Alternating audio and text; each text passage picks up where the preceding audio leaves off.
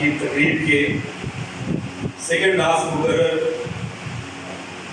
Trainer British council teachers trainer اور government high school موہلا دولی کے head master محترم تنویر احمد صاحب، میں آپ سے درخواست کروں گا کہ تشریف لائیں اور آپ کے سامنے اپنے خیالات کا اظہار کریں۔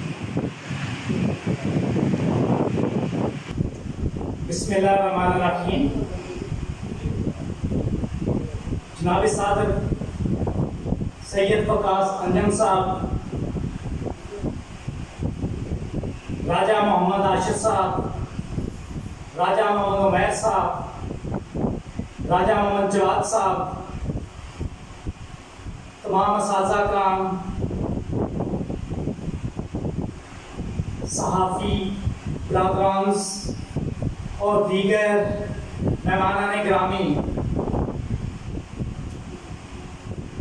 تعلیم کو درپیش چیلنجز کے حوالے سے اس منعقدہ سیمینار کے موقع پہ میرا آپ سے مخاطب ہونا میرے لیے خوشی اور اعزاز کی بات ہے، اور اس اپرچونٹی کے لیے میں اٹھوال فروغ تعلیم سوسائٹی اور جنٹری اسکول کے منتظمین کا انتہائی شکر گزار ہوں کہ آپ نے علم سے تعلق رکھنے والے لوگوں کو یہاں پہ اکٹھا کیا۔ علم کے حوالے سے اس سیمینار کا انعقاد آپ کی علم دوستی کی غمازی کرتا ہے۔ سامعین محترم، دنیا کی تمام مہذب قومیں اپنے بچوں کی تعلیم و تربیت اور ان کی شخصیت کے جملہ پہلوؤں کی نشو و نما کے لیے تعلیمی نظام کی تشکیل کیا کرتے ہیں، تاکہ ایک مثالی، اصلاحی اور فلاحی معاشرہ فروغ پا سکے۔ اگر ہم تعلیم کے مقاصد کی بات کریں تو مختلف ماہرین تعلیم نے مختلف تعلیمی مقاصد کا ذکر کیا ہے، لیکن عام طور پر کہا جاتا ہے کہ تعلیم کا بنیادی مقصد اچھے انسان پیدا کرنا ہے، اور اچھے انسان وہ ہوتے ہیں جن میں 3 طرح کی مہارتیں ہوں۔ نمبر 1 تعلیمی مہارتیں اور معلومات، نمبر 2 زندگی گزارنے کی مہارتیں، مثلاً حصول روزگار کی مہارت، critical thinking, creative thinking, analytical thinking, decision making, communication skills, اور ایسی بہت سی مہارتیں جو ہمیں کامیاب زندگی گزارنے کے قابل بناتی ہیں۔ اور تیسرا مقصد سماجی اور اخلاقی قدروں کا فروغ۔ مذکورہ مقاصد کے حصول کے لیے ہمارے پاکستان میں اگرچہ تعلیمی نظام موجود ہے، لیکن باوجود اس کے اس وقت ہمارا معاشرہ تنزل کا شکار ہے۔ ہمارا نظام عدل، نظام معاشرت، نظام معیشت کی بگڑتی ہوئی صورتحال، امن و امان کی صورتحال، ہمارے سماجی اور اخلاقی رویوں میں انحطاط اس بات کی غمازی کرتا ہے کہ کہیں نہ کہیں ان پٹ میں خرابی ہے۔ آپ سارے اس بات سے بخوبی آگاہ ہیں کہ تعلیم ہی، فقط تعلیم ہی افرادی قوت اور قیادت پیدا کرتی ہے جو زندگی کے مختلف شعبوں میں مادی وسائل کو بروئے کار لاتے ہوئے ملکی اور قومی ترقی کا باعث بنتے ہیں۔ اگر آپ انسانی وسائل کی ڈیولپمنٹ نہیں کریں گے یا پورا ڈیولپمنٹ کریں گے تو پھر ترقی کا خواب شرمندہ تعبیر نہیں ہو سکتا۔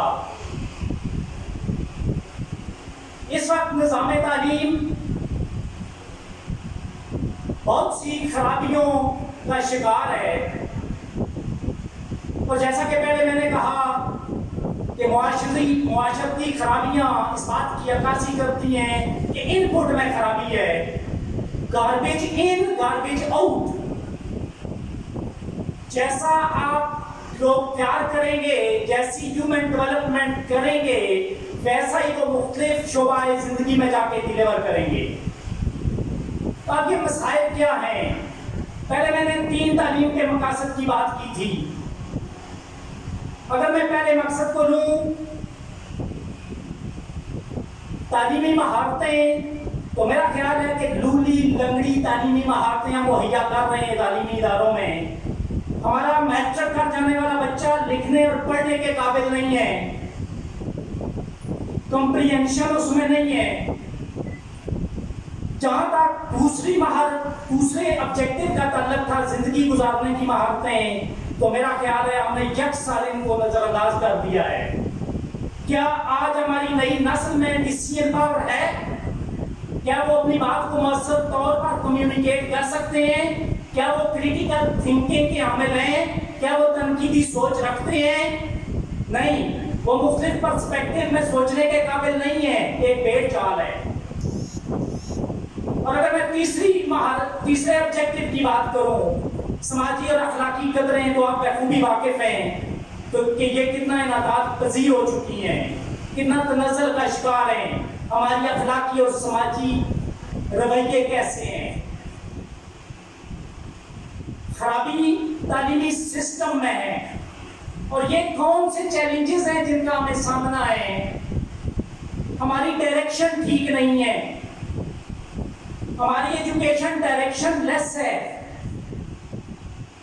اگر میں تھوڑا سا ڈیٹیل سے بات کروں چیلنجز کے حوالے سے، اگرچہ یہ بہت بڑی فہرست ہے، تو میں پہلے بجٹ کی بات کروں گا.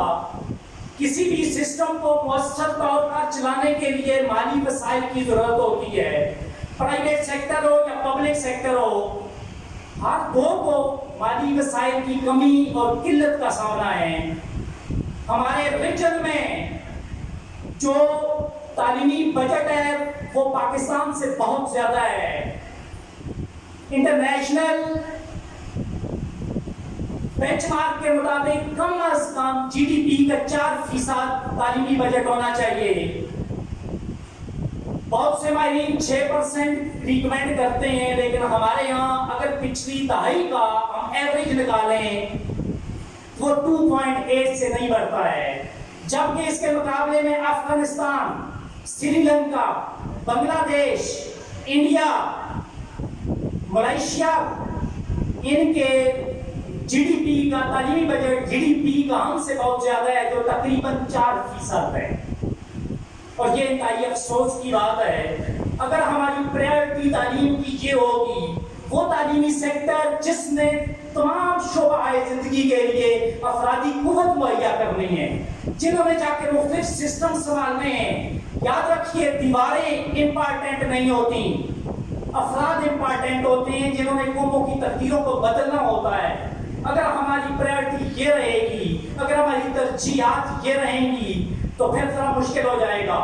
اس طرف توجہ دینے کی ضرورت ہے. ہماری حکومتوں کو اپنی ترجیحات کو چینج کرنے کی ضرورت ہے. اگر وہ تعلیمی شعبے کے لیے زیادہ بجٹ رکھیں گے تو یقیناً تبدیلی آئے گی. یہ بہت بڑا چیلنج ہے. اگرچہ ہمارے وسائل کم ہے، لیکن اس کے باوجود کسی اور شعبے میں کٹ ڈاؤن کر کے اس شعبے کو پرائرٹی دینی ہوگی، اور یہ بہت ضروری ہے. سیکنڈلی میں بات کروں گا ٹیچرز کی ریکروٹمنٹ کی اور ان کی تربیت کی. یاد رکھیے گا درس و تدریس کے عمل میں ٹیچر ریڑھ کی ہڈی کی حیثیت رکھتا ہے. ہم نے جسمانی طور پر چاق و چوبند، ذہنی طور پر مستعد، جذباتی طور پر مستحکم، روحانی طور پر مطمئن بچوں کی تربیت کرنی ہے. ہم نے بچوں کی شخصیت کے تمام پہلوؤں کو فروغ دینا ہے، اور اس کے لیے ضروری ہے کہ ہمارا استاد بھی انہی خصائص کا حامل ہو. لیکن افسوس سے کہنا پڑتا ہے کہ ہمارے پاس ڈگریاں تو موجود ہیں، لیکن ہم ذہنی طور پر مستعد نہیں ہیں، ہم جذباتی طور پر مستحکم نہیں ہیں، ہم روحانی طور پر مطمئن نہیں ہیں، ہم مالی طور پہ بھی مطمئن نہیں ہیں، جس کی وجہ سے ٹیچر کلاس روم میں مطمئن ہو کر کام نہیں کر سکتا۔ اگر آپ اس کو مالی مسائل سے آزاد کر دیں گے، اس کو اتنے پیکج دیں گے پرائیویٹ سیکٹر ہو یا گورنمنٹ سیکٹر ہو کہ اس کو دوسری نوکری کی ضرورت نہ پڑے اپنے گھر بار کو چلانے کے لیے، تو وہ یقیناً کام کرے گا۔ لیکن اس کے ساتھ ساتھ چونکہ بہت سے یہاں پہ اساتذہ موجود ہیں، یک مشت اس مسئلے کا حل ممکن نہیں ہے۔ ہم نے مشنری جذبے کے تحت کام کرنا ہے۔ ہمارے انبیاء نے تنخواہ لے کر تبلیغ نہیں کی، ہمارے اولیاء اکرام نے تنخواہیں لے کے تبلیغ نہیں کی، تو ہم نے مشنری جذبے کے تحت کام کرنا ہے۔ جو مل رہا ہے اٹس اوکے، ہم نے اس لیے کام نہیں چھوڑنا کہ ہمیں تنخواہ کم ملتی ہے، تو یقیناً چینج آئے گی۔ تیسری میں بات کروں گا ہمارے تعلیمی سلیبس کی، تعلیمی نظام، ہمارے کریکلم کی۔ اس وقت ہمارا کریکلم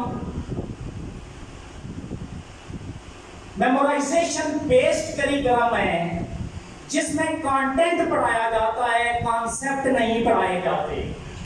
جہاں پہ کانسیپٹ بلڈنگ نہیں ہوتی، جہاں پہ تھنکنگ ڈیولپ نہیں ہوتی، جہاں پہ آلٹرنیٹو کو چننے کے گر نہیں سکھائے جاتے، جہاں پہ ڈیسیژن میکنگ نہیں ہوتی، ہم رٹا لگاتے ہیں، پیپر پر اڑیلتے ہیں، ایگزام پاس کرتے ہیں، ڈگری لیتے ہیں اور چلے جاتے ہیں، اور ہمیشہ کے لیے وہ نالج واش ہو جاتا ہے۔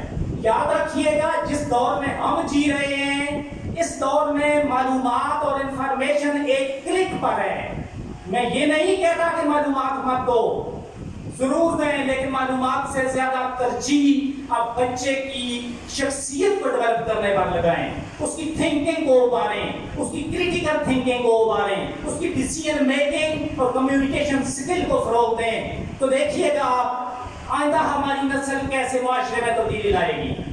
اگر میں کریکلم کے ساتھ ساتھ بات کروں وہ کریکلم ایکٹیویٹیز کی، تو جب ہم چھوٹے تھے، ہم اسکول میں پڑھتے تھے، تو کئی ہفتے کو کریکلم ایکٹیویٹیز چلتی تھیں۔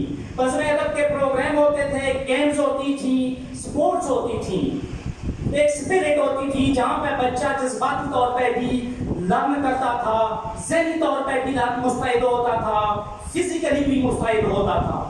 لیکن یکسر یہ ساری چیزیں ختم کر دی گئی ہیں، اور اگر کہیں ہیں تو وہ پیپر میں موجود ہیں، وہ فارمیلٹی کے طور پر ہیں۔ سارا زور لرننگ پر، میمورائزیشن پر لگایا جاتا ہے، اور وہ بھی کیا گھٹا جس کا حاصل کچھ نہیں ہے۔ تو ہمارے کریکلم کو چینج کرنے کی ضرورت ہے۔ میں تو یہ کہوں گا کہ جس طرح سمارٹ سلیبس کورونا کے دنوں میں تھا، تھرو آؤٹ سمارٹ سلیبس ہو جانا چاہیے، تاکہ ٹیچر کے پاس وافر وقت ہو کہ وہ بچوں کو ایکٹیویٹی بیسڈ ٹیچنگ کرا سکے، وہاں پہ سچویشن ڈیولپ کر سکے، زندگی گزارنے کے گر سکھا سکے۔ جب کریکلم کم ہوگا تو وہ زیادہ فوکس کر سکے گا ان کی تربیت پر۔ اگر میں ایگزامینیشن سسٹم کی بات کروں تو انتہائی کولیپس ہو چکا ہے، انتہائی گندا سسٹم، انفیئر مینز کا بھرپور استعمال، کوئی حاصل نہیں ہے، اور اس کا واحد حل یہ ہے کہ جو ٹیچرز کی بات کورس کی جاتی ہے اس کو تھوڑا سا کم کر دیا جائے، کٹ ڈاؤن کر دیا جائے۔ اینول سسٹم کی بجائے اگر آپ سیمسٹر سسٹم شروع کر دیں تو زیادہ بہتر ہوگا، بچہ لرن بھی کرے گا اور لرننگ زیادہ ہوگی۔ ایکسٹرنل جو ایگزامز ہوتے ہیں اس میں انفیئر مینز یوز کیے جاتے ہیں، اس لیے زیادہ بہتر یہ ہے کہ ہمارا ایگزامینیشن سسٹم بھی کانسیپچول ہو، وہاں پہ ہماری میموری کا ٹیسٹ ہوتا ہے، ہماری ایبلٹیز کا ٹیسٹ نہیں ہوتا، ہماری تھنکنگ کا ٹیسٹ نہیں ہوتا۔ اگر میں بات کروں ہماری ایجوکیشنل پالیسیز کی اور ان کی امپلیمنٹیشنز کی، پاکستان میں بہت سی ایجوکیشنل پالیسیز بن چکی ہیں، لیکن یا تو ان میں فلاح پایا جاتا ہے، جیسا کہ یہاں پہ پہلے ہمارے مقررین نے بات کی کہ ٹیچرز کو شامل نہیں کیا جاتا، پریکٹیشنرز کو جب تک پالیسی میکنگ میں آپ شامل نہیں کریں گے बंद कमरों में पॉलिसीज बनाएंगे, वो आपको डिजायर्ड रिजल्ट नहीं मिल सकते। सवाल ये नहीं पैदा होता कि आप डिजायर्ड रिजल्ट हासिल कर सकें। और पॉलिसी मेकिंग की इम्प्लीमेंटेशन एक बहुत बड़ा इशू है। अगर पॉलिसी इफेक्टिव भी है, इम्प्लीमेंट नहीं कर सकते। क्यों नहीं कर सकते? पॉलिटिकल इंटरफियरेंस आड़े आती है, जिसकी वजह से पॉलिसी की इम्प्लीमेंटेशन नहीं होती। तालीमी इदारों से पॉलिटिकल इंटरफियरेंस को खत्म करने की जरूरत है। अगरचे यहाँ पे बहुत से प्राइवेट सेक्टर्स के लोग बैठे हुए हैं, आप बहुत कुछ कर सकते हैं। गवर्नमेंट सेक्टर के लोग बंधे हुए हैं, बाउंड है एक एक एक्टिविटी के लिए। एनीहाउ, इसके बावजूद मैं कहूंगा कि हम एज ए टीचर अब भी पुरुउम्मीद हैं और इंशाअल्लाह बच्चों की शख्सियत के जुमला पहलुओं की तरबियत करते हुए हम मुआशरे में मुस्बत तब्दीली लाएंगे। आपका बहुत बहुत शुक्रिया।